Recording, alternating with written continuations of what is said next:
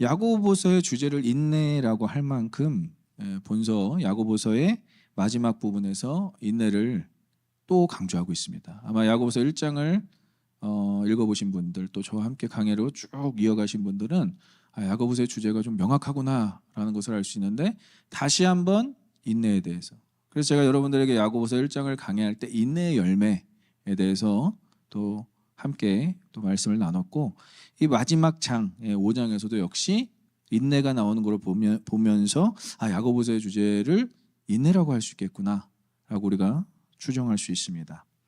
인내를 또 이렇게 강조하는 이유는 한 세 가지로 볼 수 있는데, 이때 당시에 신앙생활을 하는 사람들이 시편과 좀 동일한 부분이에요. 악한 사람들, 죄인들, 흔히 말하는 세상 사람들의 성공과 형통을 보고 시험에 빠졌어요.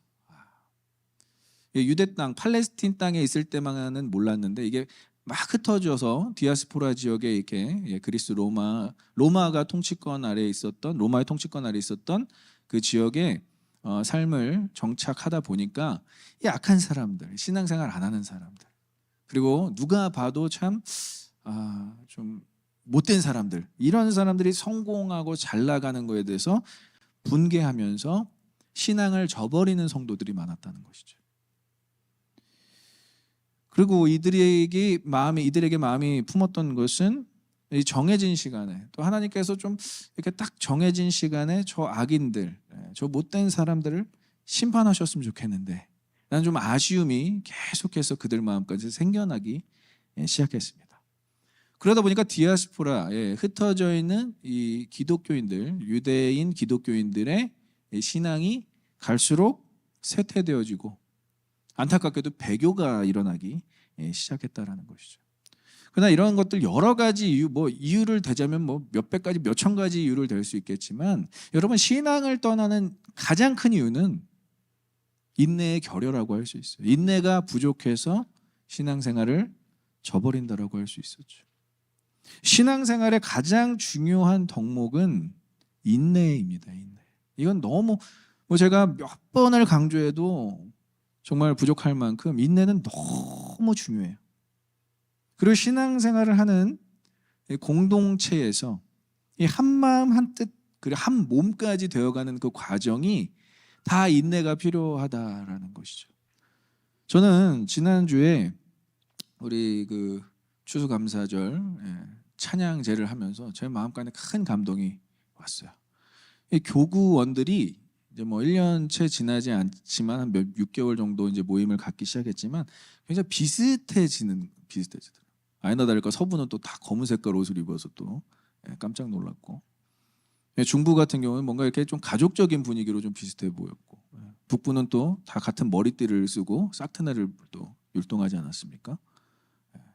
그리고 또 남부는 또 이제 아기들을 갖는 그런 딱 시즌 스테이지에 맞는 부부들끼리 또 찬양을 하고, 이런 이렇게 비슷한 분위기를 보면서 뭔가 하나가 되어가고 있구나. 저만 느꼈나요? 저만 느꼈으면 좀 심각한 건데, 그 하나가 되어가는 그 과정, 한 마음 한 뜻 한 몸, 그 되어가는 과정은 결코 쉽지 않지만 공동체는 반드시 요구가 된다는 거예요. 반드시 그것을 필요로 한다라는 거예요.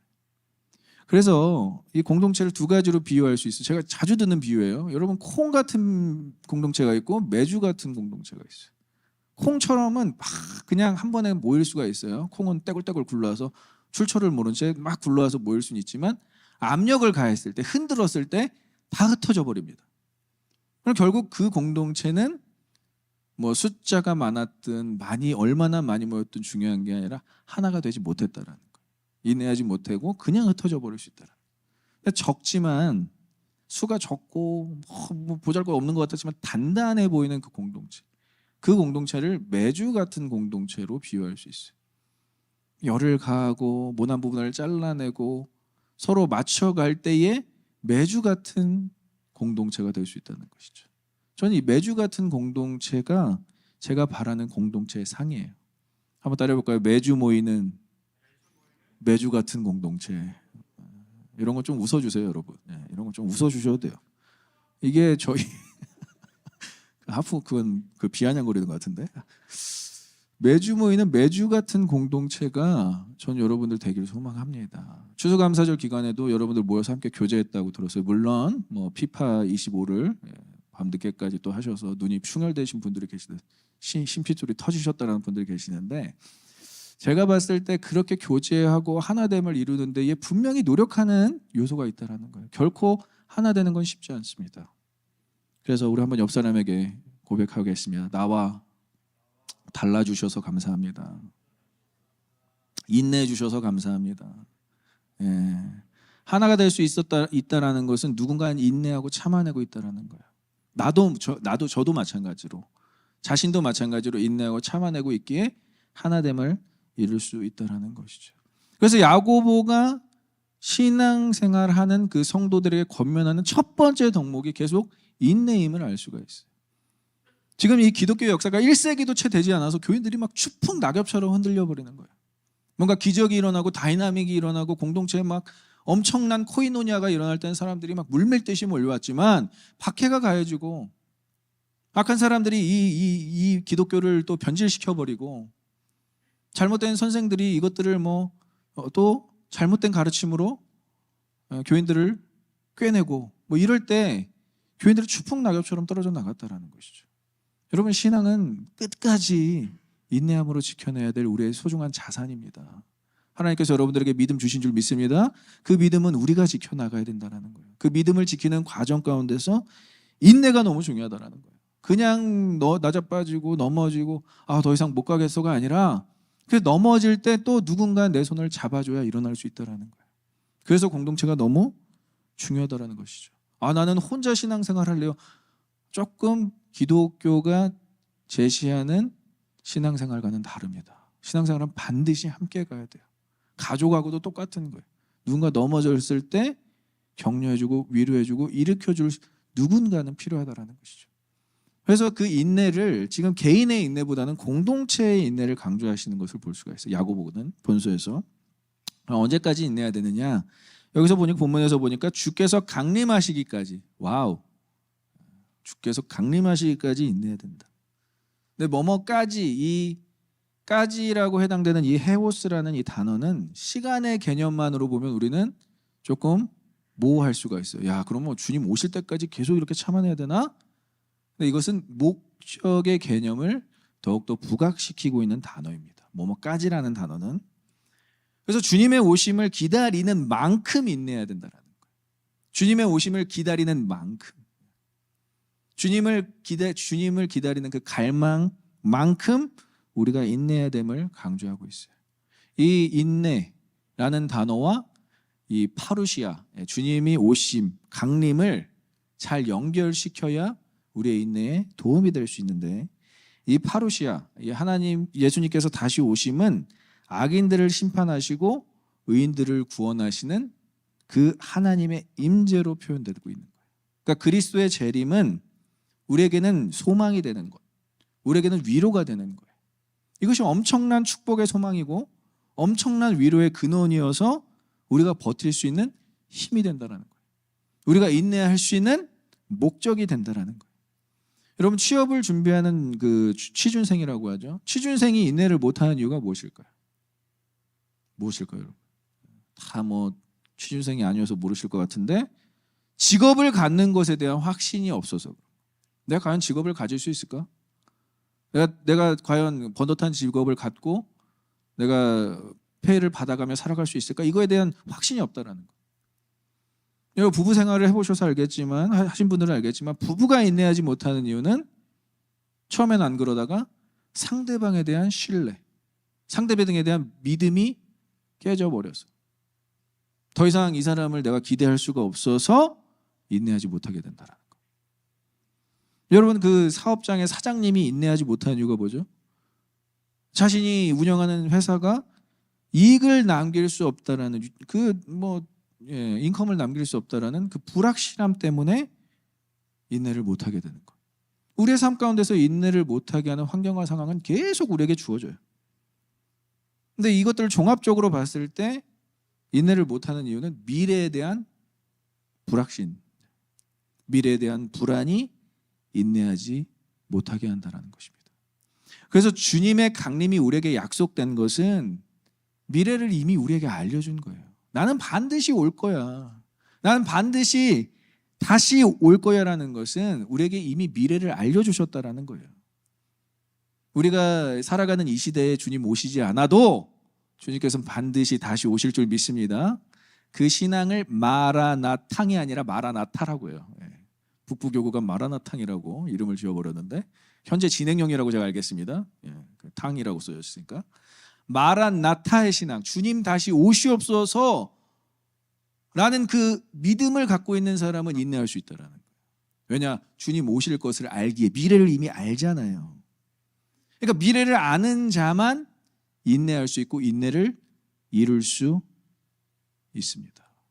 너무 추상적이게 느껴지나요? 그래서 오늘 야고보는 구약적인 비유를 하나 들어요. 농부가 열매 맺는 과정을 인내하는 것을 비유로 들어요.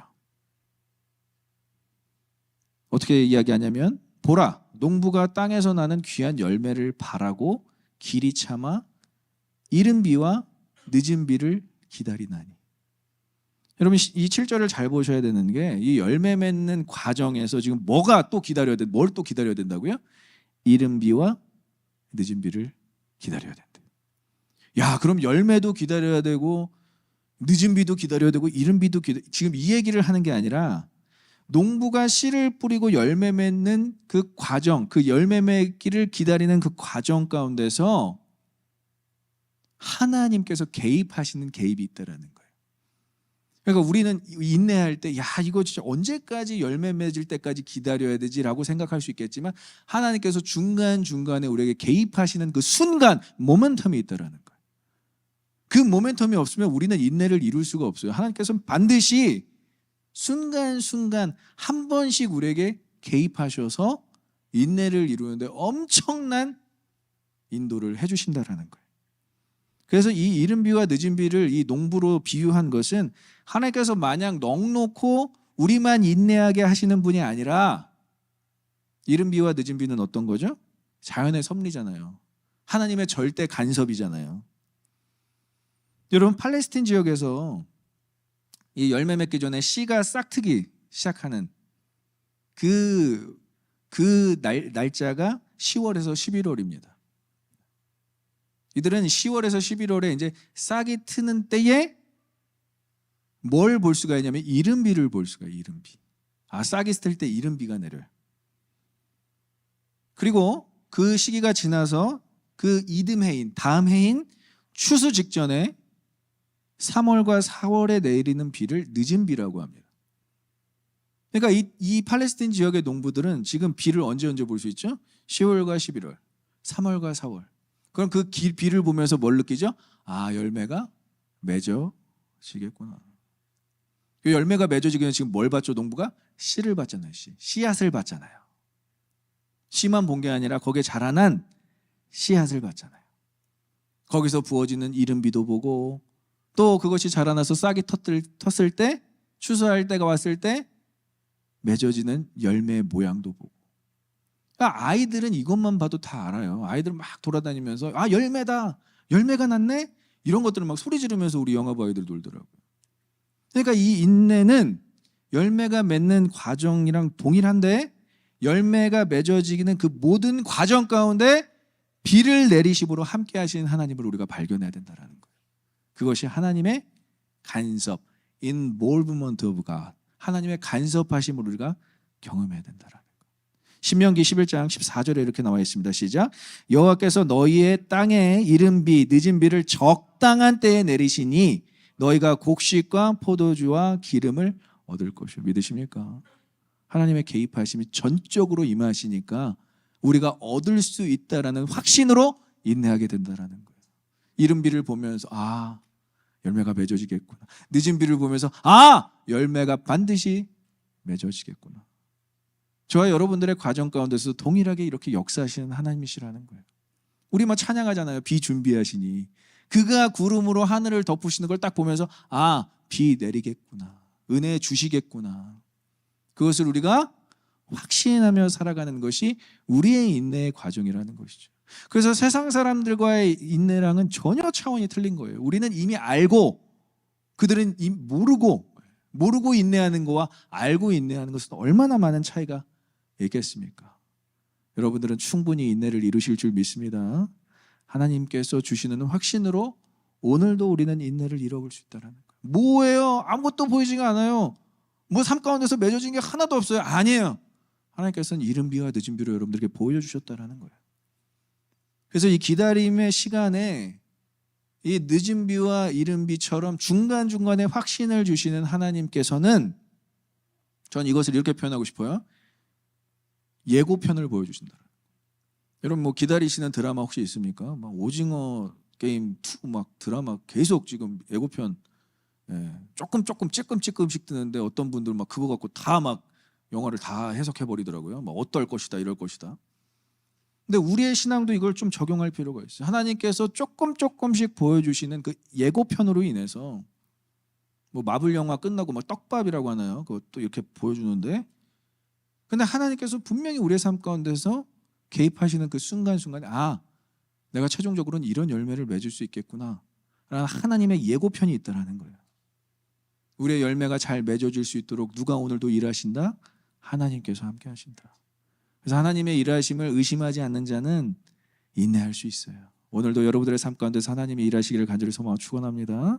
그 인내가 열매를 맺어지길까지 오늘도 인내하시며 살아내시는 것, 그것이 하나님께서 우리에게 원하시는 것이라는 것이죠. 자, 그럼 인내를 이루기 위해서 몇 가지 필요한 요소가 있어요. 오늘 본문을 통해서 알아보도록 하겠습니다. 첫 번째, 인내를 이루자. 함께 따라오겠습니다. 마음을 굳건하게 하라. 우리 8절에 보니까 너희도 길이 참고 마음을 굳건하게 하라. 주의 강림이 가까우니라. 또 얘기해요. 주의 강림, 파루시아에 대해서 또 얘기하는데 인내를 이루는 것은 다른 게 아니라 마음 먹기에 달렸다는 거. 마음 먹기. 여러분 우리가 흔히 마음 먹기에 달렸다라는 말 많이 하잖아요. 이 마음 먹기, 여러분 어떤 마음을 먹습니까? 오늘 어떤 마음을 먹으셨어요? 오늘 이 예배 올 때 어떠한 마음을 먹으셨어요? 밥만 먹지 말고 마음을 좀 오늘 하나님을 좀 기쁘시게 해야지. 오늘은 이 성도에게 좀 좋은 말로 다가가야지. 좀 환대해야지. 이런 것들을 이렇게 먹기에 달렸다라는 거예요.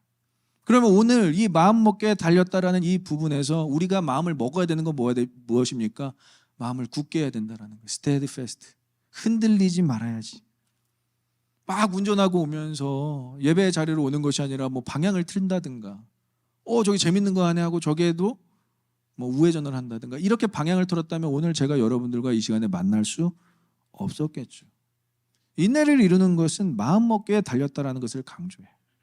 그래서 이 굳게 하라, 마음을 굳건하게 하라는 이 굳게 하라라는 동사의 원형은 스테리조라는 단어인데 강화시키다예요. 강화시키다. 견고하게 하다, 확고하게 하다. 그러니까 인내를 하게 하실 수 있도록 도와주시는 분은 하나님, 이른 비와 늦은 비를 적절하게 주셔서 우리의 인내에 개입하시는 분은 하나님이시지만 인내를 하기 위해서는 우리의 의지가 필요하다라는 거예요. 인내해야지. 오늘도 난 인내해야지. 그런데 우리의 인내로만은 안 되고 지금 뭐와 또 연결이 크죠? 파루시와 주의 강림하고 연결을 시킨다라는 거예요. 그러니까 인내와 이 파루시아, 주의 강림은 의도적으로 연결을 해야 돼요. 이건 우리의 신앙생활에 뗄래야 뗄 수 없는 거예요. 여러분들이 정말 인내를 이루고 싶다면 마음 먹기에 달렸어요. 중요해요. 그런데 주의 강림이 가깝다라는 것을 인지하고 있어야 돼요. 주의 강림이 가깝다라는 것을 느끼고 있어야 돼요. 언제? 세상을 볼 때. 여러분 세상 풍조를 볼 때 끔찍하지 않습니까? 이 땅에서 살아가는 그 성도들의 삶이 과연 하나님을 믿고 산다라는 것이 지금 이 시대에 가능할까라는 생각이 들 때가 저도 역시 있어요. 성도들의 삶이 갈수록 힘들어지겠다. 그런데 중요한 것은 이러한 상황과 환경이 우리만 겪은 게 아니라는 거예요. 우리만의 경험이 아니라는 거예요. 여러분 1세기에도 똑같았다라는 거예요. 여러분 1세기와 21세기에 달라지지 않은 시대적 상황을 우리는 이해해야 합니다. 이때 당시 야고보가 서신하는 이 서신의 대상인 이 수신자들도 전쟁의 위협이 있었고요. 기근을 경험했고요. 끔찍한 가난을 경험했고요. 그 오늘 얘기를 하잖아요. 악한 자들이 너무 떵떵거리면서 잘 사는 것을 계속 육안으로 보고 살았어요. 다른 건 다 참을 수 있어도 내 옆에서 죄 짓고 내 옆에서 사람을 해치는 사람이 잘 되는 거, 여러분 그거 보기 쉽겠습니까? 신앙을 저버릴 수 있을 만한 요소들이 너무나 많았다라는 거예요. 1세기 성도들한테도. 우리만 어려웠다라는 게 아니에요. 그러니까 1세기 성도들과 지금의 성도들의 유사한 신앙 상태. 근데 우리가 이런 말 자주 하죠. 어려울 때 사람 떠나는 거 아니다.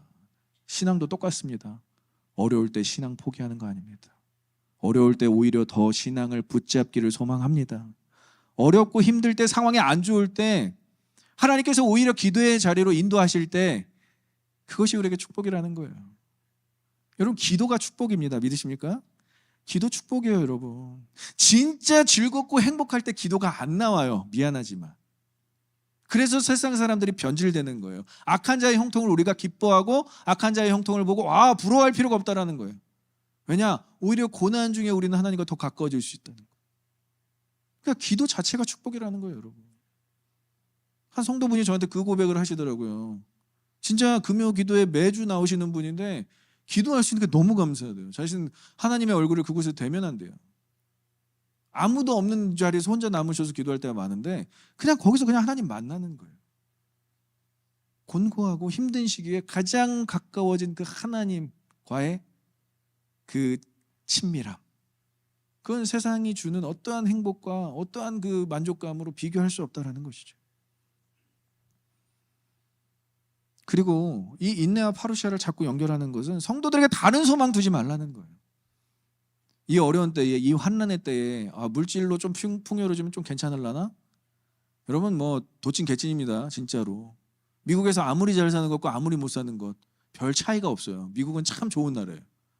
한국은 엄청난 차이가 있거든요. 근데 미국은 아무리 많이 벌어도 나가는 돈이 더 많고, 아무리 적게 벌으면 누리는 게 훨씬 많고, 사회복지 시스템으로 물질적으로 더 풍요롭다고 해서 더 나아질 건 없다라는 것.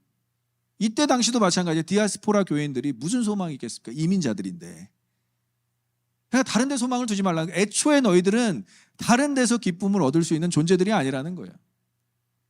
그럼 너희의 기쁨은, 너희의 마음을 둘 곳은 주의 강림. 주님께서 어차피 오신다. 누굴 위해서? 신부된 나를 위해서. 교회야! 그 달려오는 빛의 속도로 우리는 그분을 맞이하고 받아들일 준비가 돼 있어야 된다는 거예요.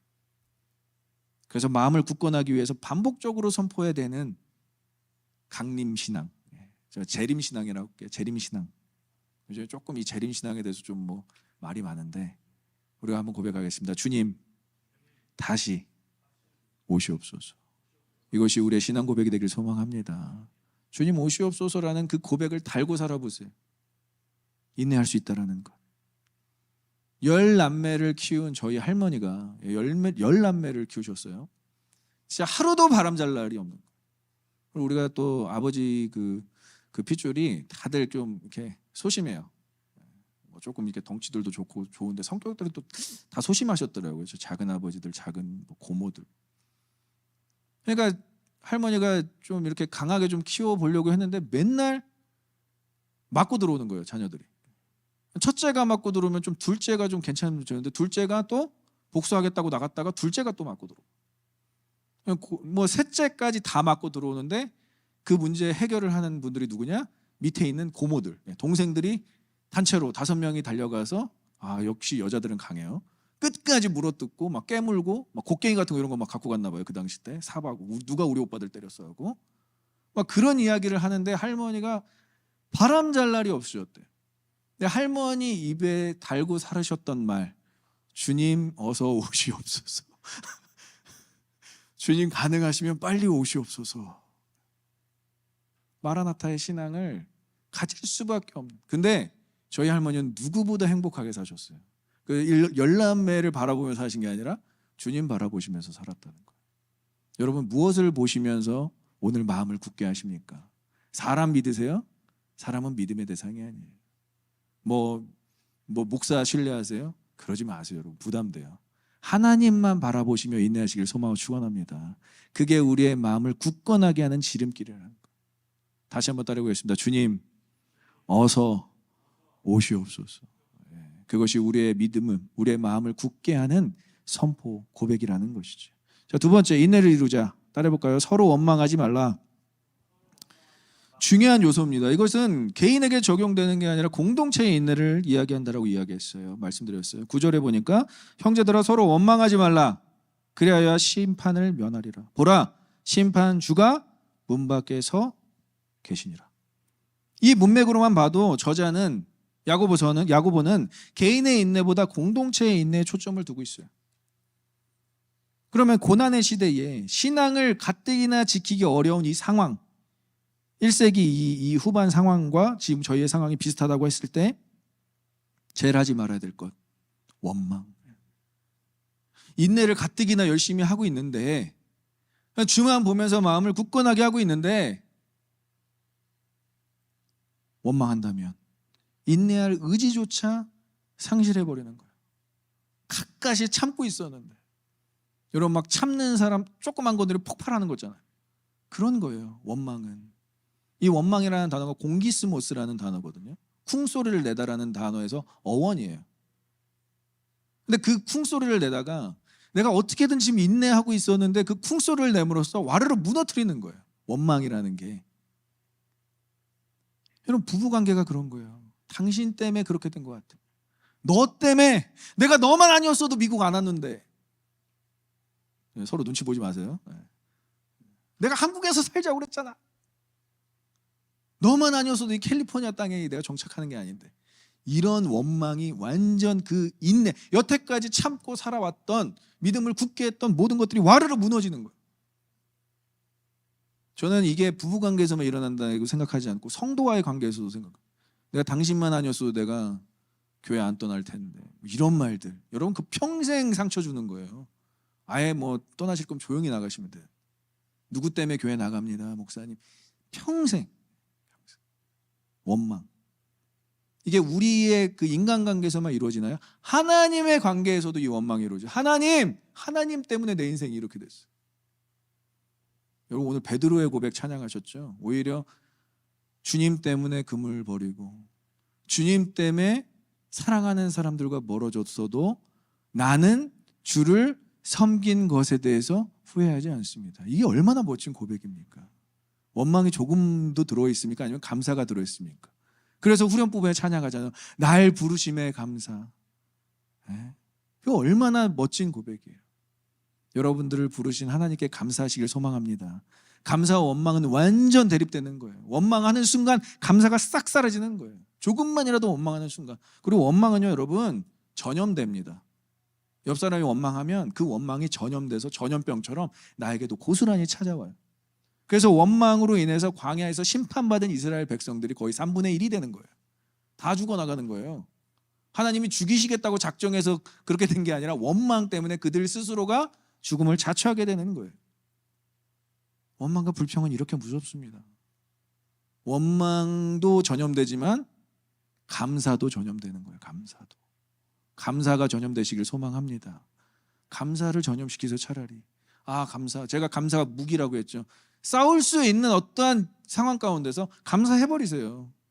나는 뭐 이게 마음에 안 들고 이게 막 감사하자. 게임 끝. 감사로 이기셔야 돼요.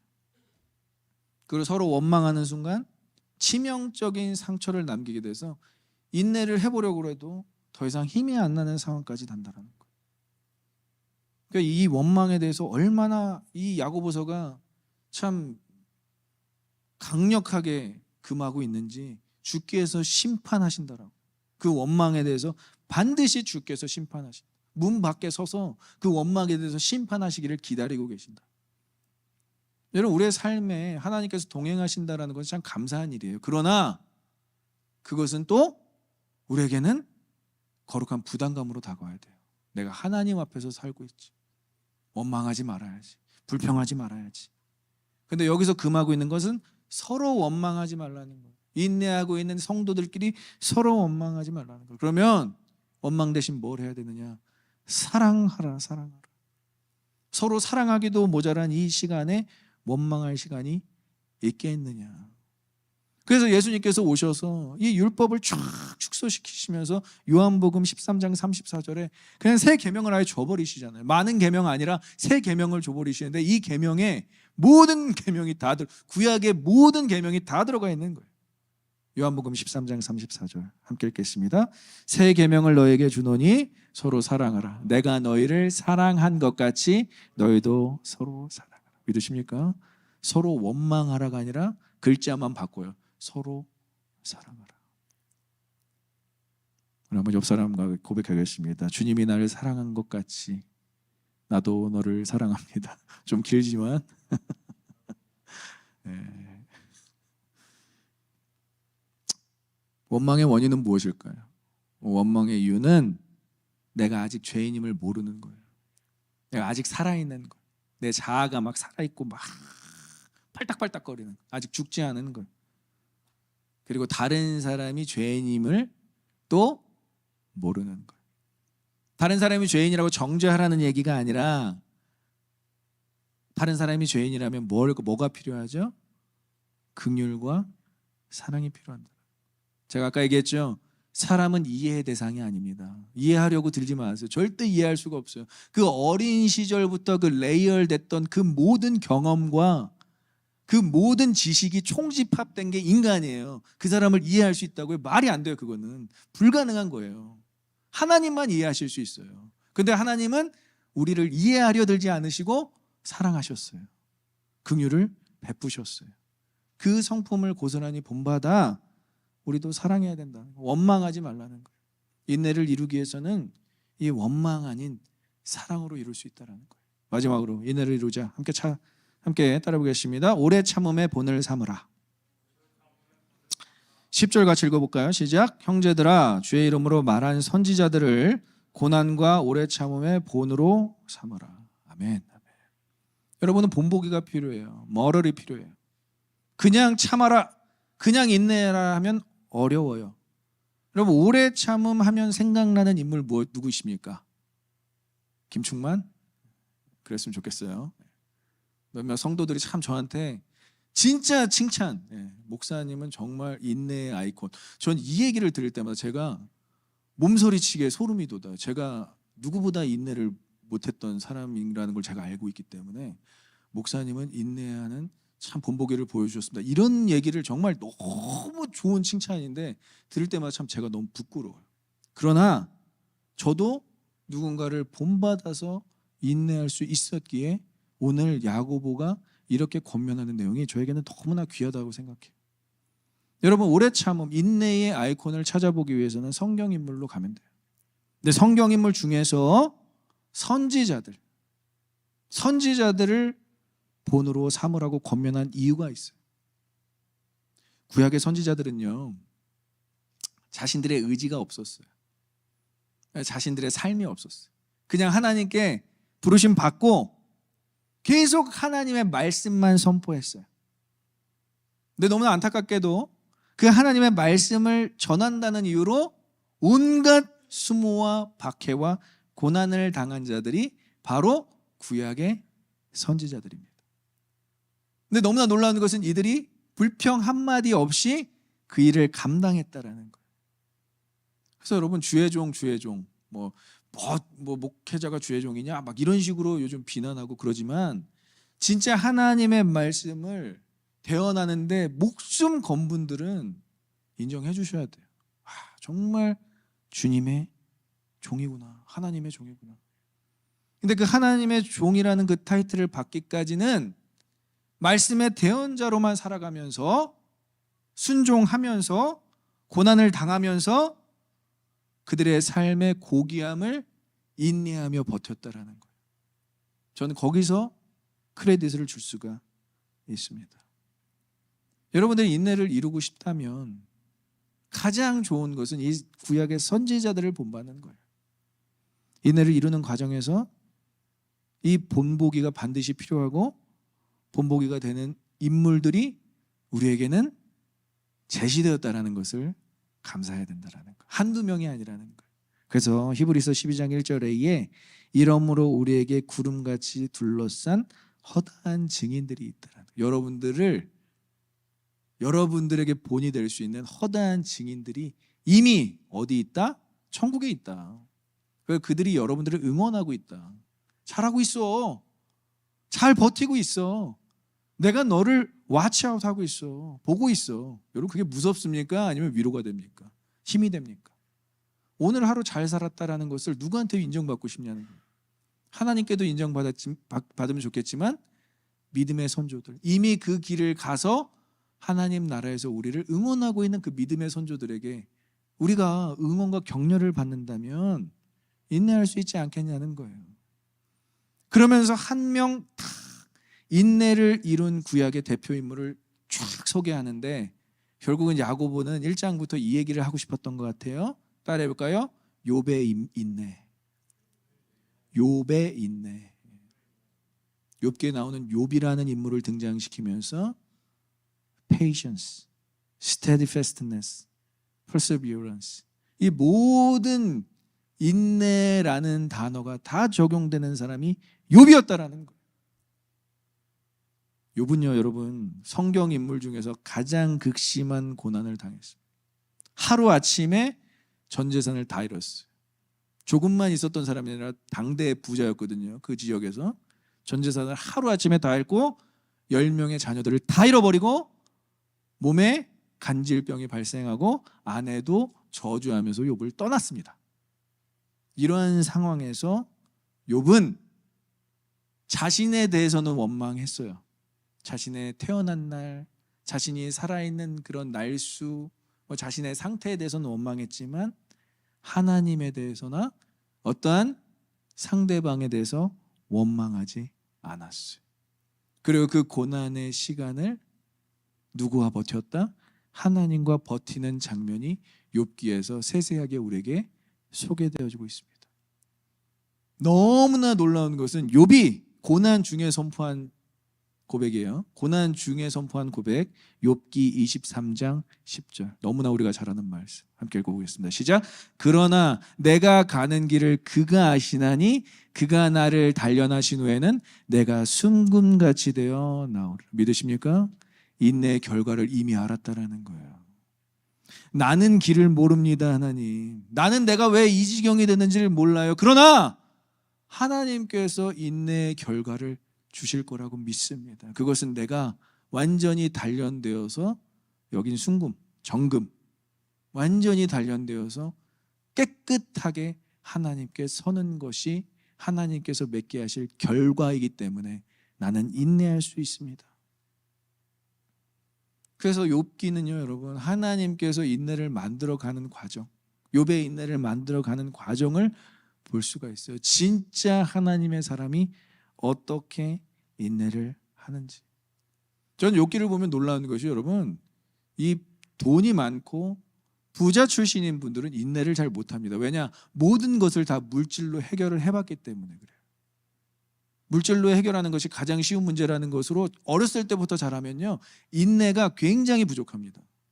그래서 가난을 차라리 경험하면 인내가 오히려 더욱더 인내하기가 쉬운 캐릭터로 승화될 수 있어요. 그런데 부자로서 살아가다 보면 이 인내하기가 어려운데, 욥은 하루아침에 모든 것들을 다 잃어버렸는데 하나님을 고백하고 있고 하나님을 간증하고 있어요. 이거 어떻게 된 거예요, 진짜? 우리가 뭘 잘못 본 건가요? 아니면 욥은 완전히 하나님께 사로잡힌 인물이라고 할 수 있을까요? 그래서 그가 십자가를 참으신 예수 그리스도를 상징한다고까지 신학자들과 또 사도들이 이야기하고 있는 것입니다. 그가 이렇게까지 인내할 수 있었던 궁극적인 이유는 하나님의 성품에서 찾아볼 수 있는데, 우리 본문 11절 마지막으로 같이 읽어보겠습니다. 11절을 우리 한번 같이 읽겠습니다. 시작. 보라, 인내하는 자를 우리가 복되다 하나니 너희가 욥의 인내를 들었고 주께서 주신 결말을 보았거니와 주는 가장 자비하시고 긍휼히 여기시는 이시니라. 아멘. 아멘. 여러분, 욥의 인내 중요하죠. 그러나 결말을 결말을 예비하신 하나님의 성품이 어떻다고요? 가장 자비하시고 가장 긍휼하신 분이심을 알았기에 그는 인내할 수 있었다라는 것이죠. 저 역시도 인내가 가장 많이 요구됐던 것이 사실 목회 현장은 아니라 아이를 가는 일이었어요. 정말 뭐 같이 눈물로 함께 기도했던 우리 대학부 청년부 시절에 우리 멤버들도 있는데 진짜 이 14년이라는 시간을 기다리면서 뭐 지금 아브라함 시대와 비교해 봤다면 진짜 거의 비슷한 시간이라고 볼 수 있었거든요. 하나님께서 확신을 너무 많이 주시는 거예요. 확신을 너무 많이 주시는 거예요. 그리고 그 과정 가운데서 한 번도 하나님을 원망하지 않게 하시더라고요. 근데 그것이 제가 하나님의 성품을 알았기 때문에 가능하더라고요. 하나님은 가장자비하시고 가장 긍휼하셔서 적당한 때에 가장 좋은 시기에 나에게 생명을 허락하여 주실 줄 믿습니다 라는 고백으로 인내하게 하시더라고요.